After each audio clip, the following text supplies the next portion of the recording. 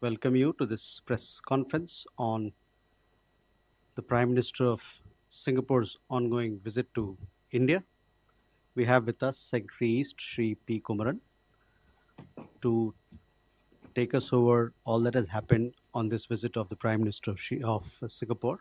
We are also joined by Additional Secretary South in the Ministry of External Affairs, Sri Prasant Agarwal, as also our High Commissioner in Singapore, Sri Shilpak Ambule, Dr. Shilpak Ambule. With that, I hand over the floor to Secretary East. Sir, over to you. Thank you, Ranveer. Thank you very much, dear friends. Good evening to you. A warm welcome to all of you. This is the first visit of Prime Minister Wong to India in his current position as Prime Minister. He'd earlier come when he was Deputy Prime Minister. The visit, as you know, commenced on 2nd of September and will go on till tonight when he will be returning to Singapore. Singapore is an important partner for us. The two countries share a long-standing friendship and a strong, multifaceted bilateral partnership marked by mutual understanding. This is a significant visit as it coincides with the 60th anniversary of diplomatic relations between India and Singapore, which were established soon after Singapore's independence in 1965. In fact, India was among the first countries to formalize diplomatic ties with Singapore. The visit is also special as it marks a year of Prime Minister Modi's successful visit to Singapore on 4-5 September 2024. Prime Minister Wong is accompanied by his spouse, Mrs. Wong, and a high-level delegation comprising 3 ministers and senior officials. On his arrival in Delhi, Prime Minister Wong visited Rajghat, where he paid his respects to Mahatma Gandhi.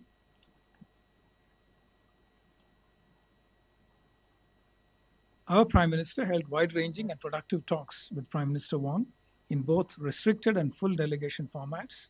PM hosted lunch in honor of the Prime Minister of Singapore. Prime Minister Wong will call on Rashtrapati Ji later today. The External Affairs Minister, Dr. S. Jaishankar, called on Prime Minister Wong earlier today.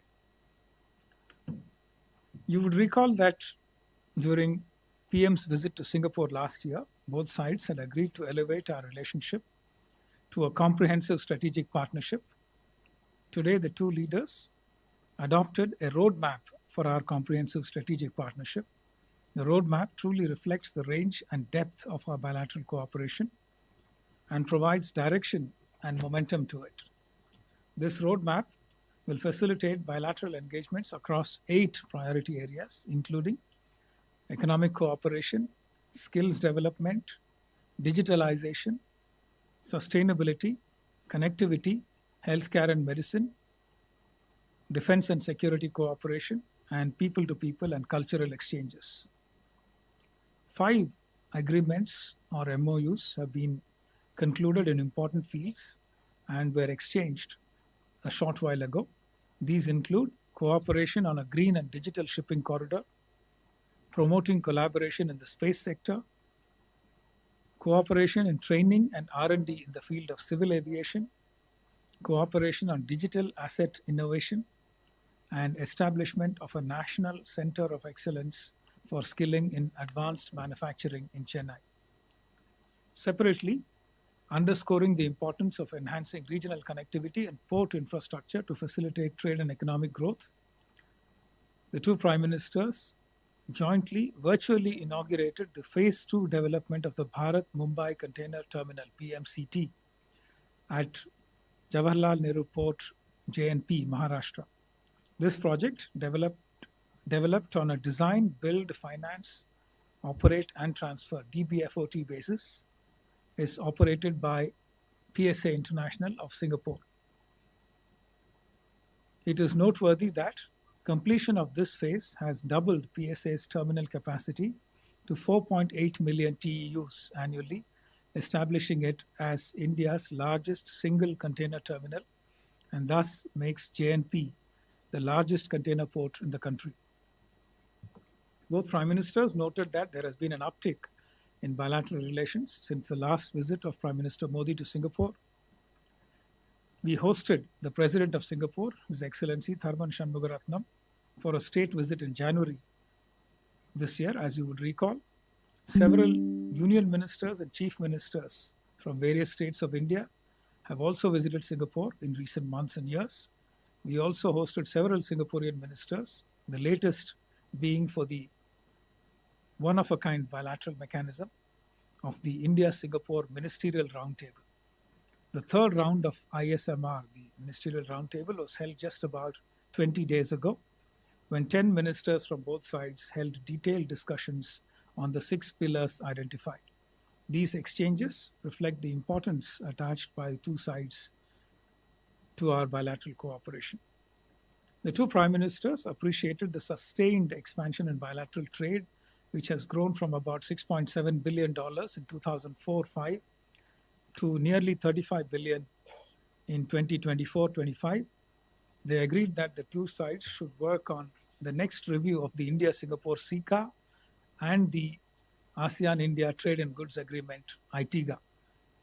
The Prime Ministers also appreciated the growing investment flows between India and Singapore and noted the potential to increase these further.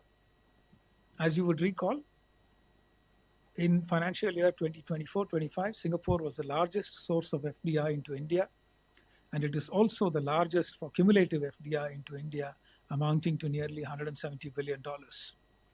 Many Indian companies have also established their footprint in Singapore as a gateway to Southeast Asia and beyond. India-Singapore relations are not only robust but are also future-oriented, our cooperation expanding to new and emerging areas. The two prime ministers expressed satisfaction on progress made in new areas such as semiconductors, green economy, including green shipping, skill development, digitalization, space, next generation industrial parks, etc. We had exchanged an MOU on semiconductor ecosystem partnership during the visit of Prime Minister Modi to Singapore last year. Under this MOU, we have set up a bilateral semiconductor policy dialogue, and both sides are working on investments, business-to-business connect, skilling, and R&D to promote the semiconductor ecosystem in India, thus making it a very promising area of cooperation in the coming years. Singapore has also been an important partner for us in the field of education, capacity building, and skill development. We appreciate Singapore's support for the National Center of Excellence in Skilling project. Singapore will be our partner for the National Center of Excellence in Skilling in the area of advanced manufacturing to be set up at the National Skill Training Institute in Chennai. Singaporean companies have also invested in green hydrogen and green ammonia space in India. The MOU concluded on green and digital shipping corridor will facilitate collaboration on zero or near zero greenhouse gas emission fuel supply chains, and our maritime industries stand to benefit from this agreement. Under the digitization pillar, we have the UPI Pay Now Connect, established in 2023, and has emerged as an important collaboration project in fintech. Both sides are now expanding its scope and reach. We also exchanged the MOU on digital asset innovation today, which will help foster cooperation between RBI on our side and the Monetary Authority of Singapore, MEAS, in the digital space, including central bank digital currencies, CBDCs. We also have ongoing cooperation in the area of space. ISRO has launched 18 Singaporean satellites in the past, and with the MOU exchange today, we will be working for further collaboration in the areas of space technology and space startups. Defense cooperation was also acknowledged as an important area of bilateral partnership.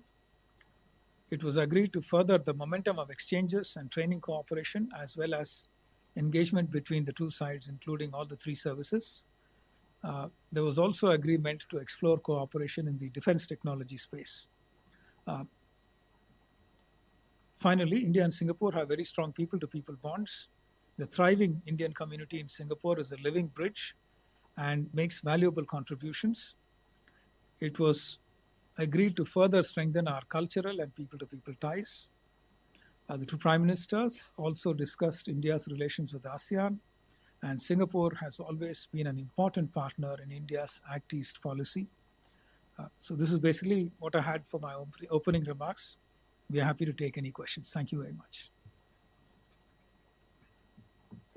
Okay, the floor is open now. So, questions?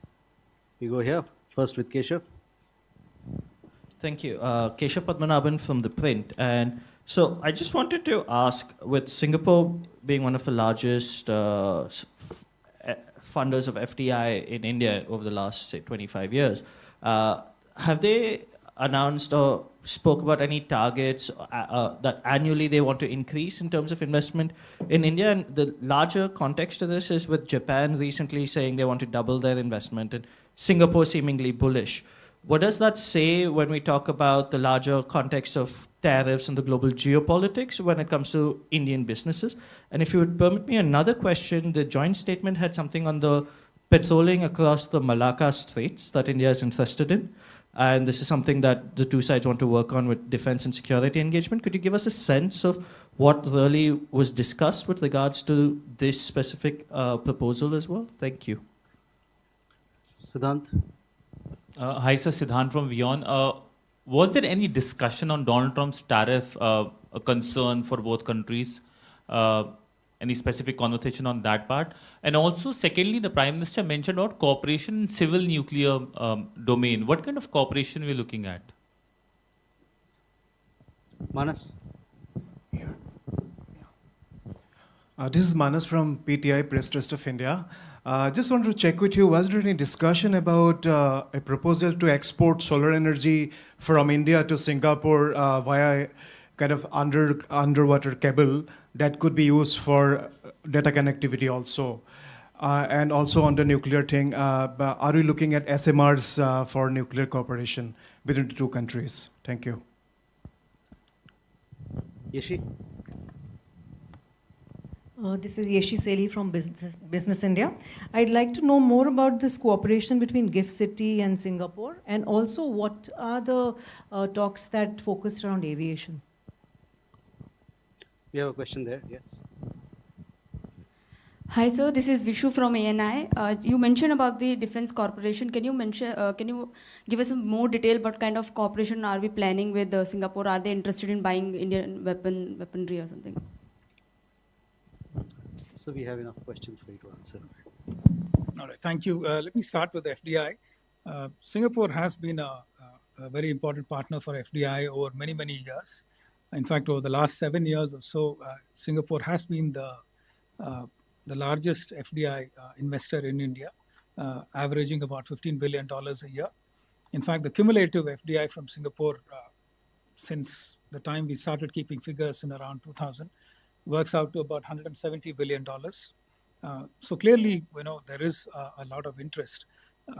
But given that the growth story of India is intact, the fact that there are multiple opportunities coming up, the fact that there are uncertainties globally, Singapore continues to see India as a place where significant growth is possible and their returns will continue to be good. And therefore, they are looking at investing increasingly in India in the coming years too, in line with the trend that we have seen over the last 2 decades or so. But there is no specific target set by the two sides. Overall, the scene is bullish, but we haven't set any targets. Malacca Straits Patrol, this is something that is part of the regular patrolling that is undertaken by the 4 countries that are part of the Malacca Straits interface, Malaysia, Indonesia, Thailand, and Singapore. They conduct a regular patrol. And we have been asking, given that the Andaman Sea is next to the Malacca Straits, we have been asking to participate in that. There are ongoing discussions. We still don't have any conclusion on that. The expectation is that there will be some kind of coordination to ensure that there is synergy among the current members of the Malacca Straits Patrol and India as a contiguous state which is next to the Malacca Straits. On Trump tariffs, there was no discussion. except for the broad global uncertainty and the need for all of us to try and diversify our trade relationships, our investment relationships, and to explore as many preferential trade agreements or free trade agreements as possible to try and diversify our supply chains and make them more resilient. So broadly, that was the kind of discussions that were held on this issue. Civil nuclear cooperation. Yes, there is broad agreement that this is a potential area of cooperation, including new and emerging technologies such as SMR, small modular reactors. It's still very early. There was only a preliminary discussion. It was agreed that teams would be formed on both sides to try and take this discussion forward. So we look forward to more details as and when the two teams engage. Solar energy exports, and you mentioned an underwater cable. Yes, there is a broad suggestion that something like that can be done, but there was no specific discussion on that this time. But during the India-Singapore Ministerial Roundtable held about 20 odd days ago, there was a suggestion that India could consider joining the ASEAN electricity grid. So there is a potential for cooperation there, and we will be taking the discussions forward. Defense cooperation, it's still a work in progress. There are a number of elements, including joint exercises, training, capacity building, defense industrial dialogue, defense policy dialogue, participation in each other's seminars, etc. As part of defense industry cooperation, we do talk about possibilities for co-development, co-production, developing technologies, etc. together, and possibly sharing the outputs of any such collaboration. But nothing specific yet, so this is still work in progress. Anything else? Civil aviation, yes. There are multiple elements that go into civil aviation cooperation, including increasing connectivity, number of flights, destinations, etc. There is also a suggestion that MRO, maintenance, repair, and overhauling, is a major area of collaboration. Singapore has very good experience and expertise in the area of MRO. And therefore, it is a very promising area for us to collaborate. Singapore wants to invest in MRO facilities in India, help develop capacity in India, basically driven by the fact that it's a very vast business that is generated for them. SIA Engineering is the company in Singapore. They want to partner with the Tatas, since Singapore Airlines is invested in Tatas to the extent of in Air India to the extent of 25%. So it makes sense for them to collaborate in the area of MRO with Tatas and also to help develop capacity in India and to use the land availability in India to set up MRO facilities. So broadly, those are the areas where we collaborate in the area of civil aviation. Okay, Sudhi, please. Sir, Shruti Ranjan from Bloomberg. So on the semiconductors thing, if you could give us an understanding what exactly, what was decided today, and therefore going forward, are we looking at investments? Are we looking at design help? What are we looking at? Kalol?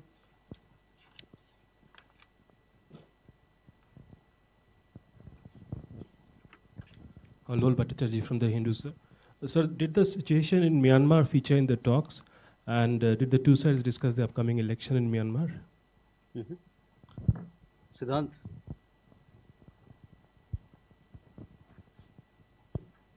Hi, sir. I'm Siddhant from CNN News 18. Sir, joint statement mentions the third review of CECA and substantial review of ASEAN-India Trade in Goods Agreement. Sir, if you can elaborate a little bit on what is Singapore's point of view as far as the review of these two existing agreements is concerned. Thank you. Neeraj?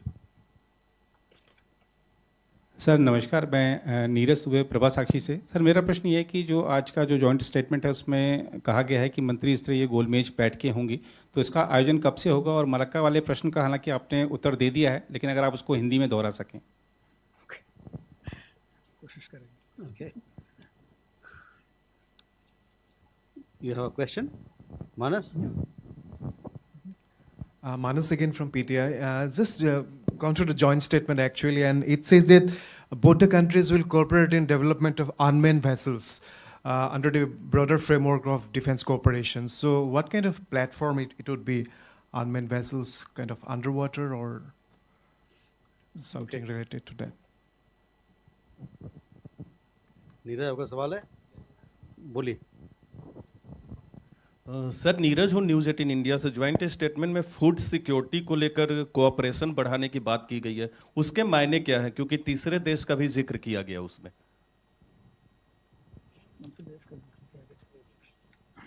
Okay. All right. Let me start with semiconductors. We have this India-Singapore semiconductor ecosystem partnership, which was signed during Prime Minister Modi's visit to Singapore last year. It provides a framework for cooperation on developing semiconductor supply chains. Singapore started manufacturing hard disks, Seagate and others invested in Singapore many years ago. And therefore, they have a very good experience with high-value manufacturing. Given that Singapore is a country with wages or wage levels that are far higher than India, and the fact that they are short of land, they focus on high-value manufacturing, and electronics is an area that they focused on quite early. So therefore, we have a lot to benefit by cooperating with them. Using the MOU that was signed, we set up a semiconductor policy dialogue to help learn something from them in terms of regulating the semiconductor ecosystem. We are also collaborating with them, and work has already started on it for semiconductor R&D and skilling. We need to develop a skilling ecosystem so that our youngsters are trained to be able to respond to industry needs when it comes to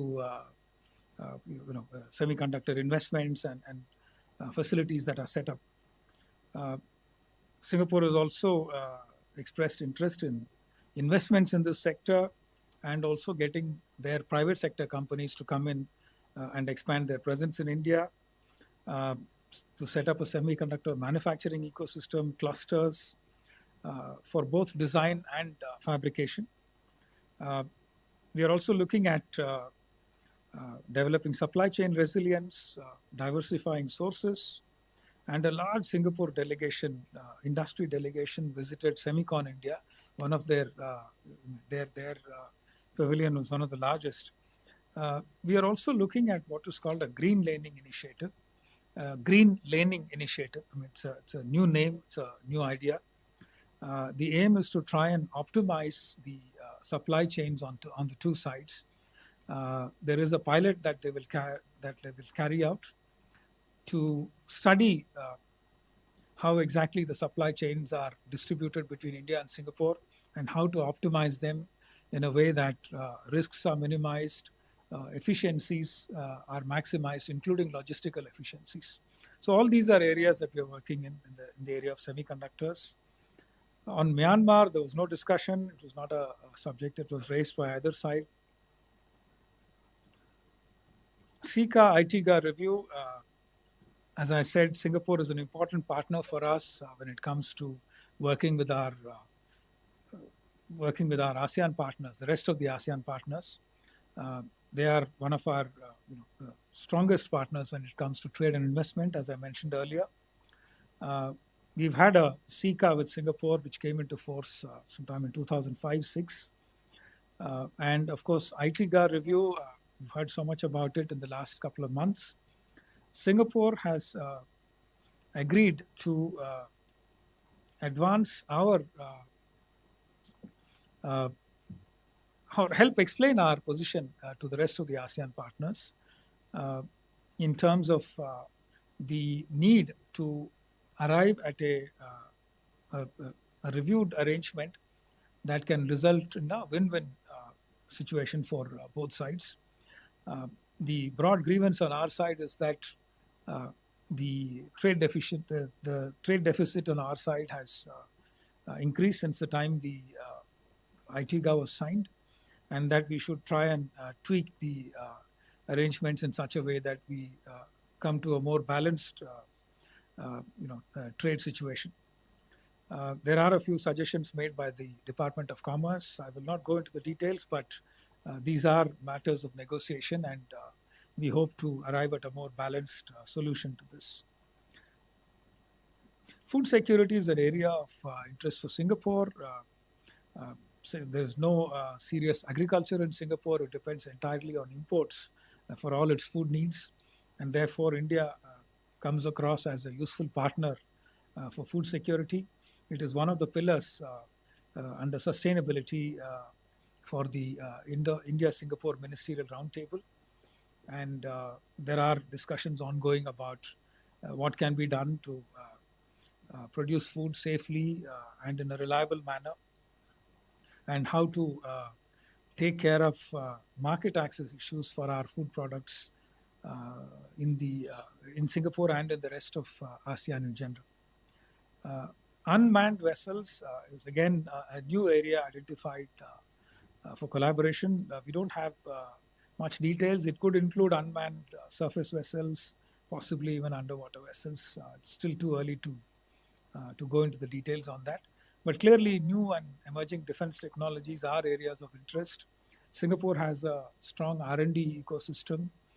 There are a number of specialized agencies like A-STAR that promote R&D initiatives in Singapore. So the broad aim will be to try and connect the two startup ecosystems, undertake joint R&D projects in such a way that technologies of interest can be promoted.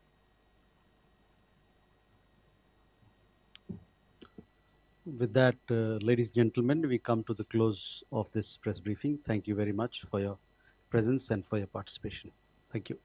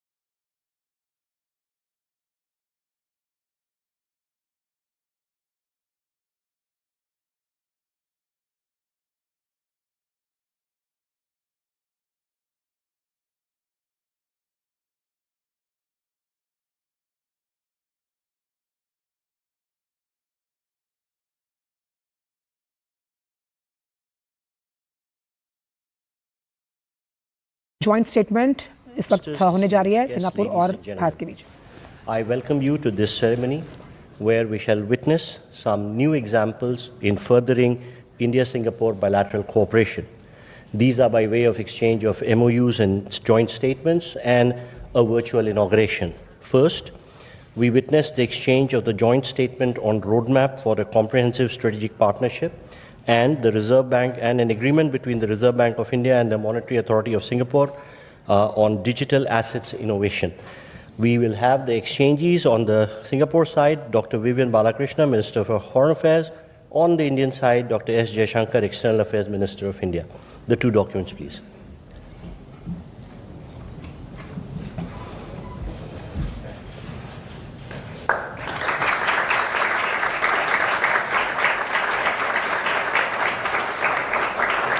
Thank you, Ministers. We next have the exchange of Memorandum of Understanding between India and Singapore concerning cooperation on a green and digital shipping corridor. This will be exchanged on the Singapore side by Mr. Jeffrey Thao, Acting Minister for Transport and Senior Minister of State for Finance, Singapore, and Shri Sarbanand Sonowal, Honorable Minister of Port, Shipping and Waterways, India.